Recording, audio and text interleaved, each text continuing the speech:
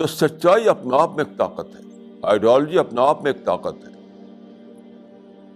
ہر دوسری چیز سے زیادہ، political power, military power, economic power, ہر چیز سے زیادہ ہے لیکن یہ پاور اس وقت کام کرتی ہے جب کہ آپ کسی اور چیز کو اس میں شامل نہ کریں.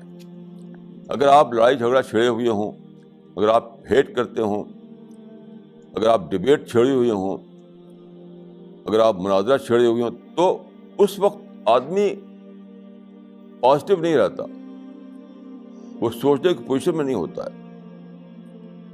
تو سچائی کی طاقت کو دلوں میں بٹھانے کے لیے اسلام کی آئیڈیالوجی کو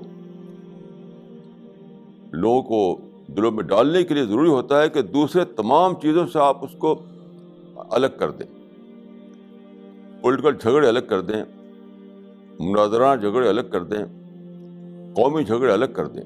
تب جا کر یہ ممکن ہوتا ہے کہ آدمی اس آئیڈیالوجی پر سوچے، وہ آئیڈیالوجی اس کے دل میں اترے اور اس کو وہ مان لے. اسی لیے رسول اللہ صلی اللہ علیہ وسلم نے ہمیشہ یہ کوشش کی کہ آپ ہر جھگڑے کو ختم کر دیں فوراً کے فوراً. قرآن میں یہ حکم دیا گیا تھا کہ الصلح خیر، ریکانسیلیشن از دا بیسٹ. جیسے کوئی جھگڑا پیدا ہو اس کو ختم کرو، وہیں کو وہیں ختم کرو، چاہے نقصان ہو تب بھی، ایٹ اینی کاسٹ. یعنی امن فیور میں ہے اسلامی دعوت کے، اور ہیٹ اور وائلنس اس کے فیور میں نہیں ہوتا. جہاں امن ہوگا، وہاں اسلامی دعوت پھیلے گی. جہاں ہیٹ ہوگا اور وائلنس ہوگا وہاں پر اسلامی دعوت پھیل نہیں سکتی. اب آج کل دیکھیے، یعنی ایسے کیونکہ دعوت کا شعور لوگوں کے اندر نہیں ہے، دعوت کی اہمیت لوگوں کو نہیں ہے، دعوت کی امپورٹنس لوگوں کے ذہن میں نہیں ہے، تو وہ دوسرے جھگڑے چھڑے ہوئے ہیں.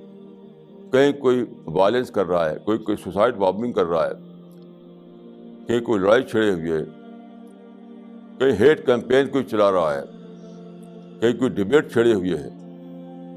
اس کی وجہ سے دعوت کا جو ماحول ہے وہ ختم ہوتا ہے. دعوت کے لیے جو نارمل انوائرمنٹ چاہیے وہ ختم ہوتا ہے.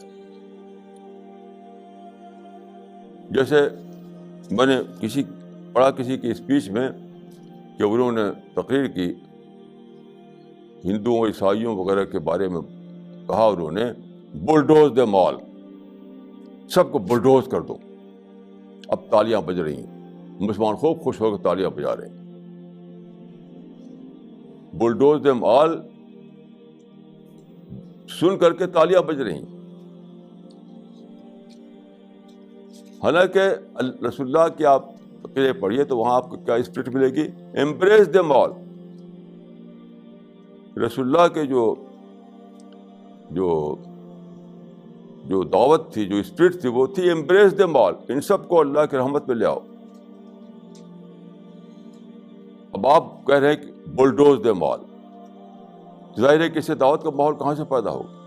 اس سے تو ہیٹ آئے گی، انٹالرنس آئے گا، دوری آئے گی، ماحول ختم ہوگا، نارملسی ختم ہوگی. تو دعوت کو مین اسٹریم میں رکھنے کے لیے ضروری ہے کہ آپ کہیں بھی ٹلٹ نہ دکھائیں، کہیں بھی ادھر ادھر نہ جھکیں. یعنی جو ورلڈلی ایشوز ہیں اس کی طرف آپ نہ جائیں، ورنہ دعوت کا سفر جو ہے وہ رک جائے گا.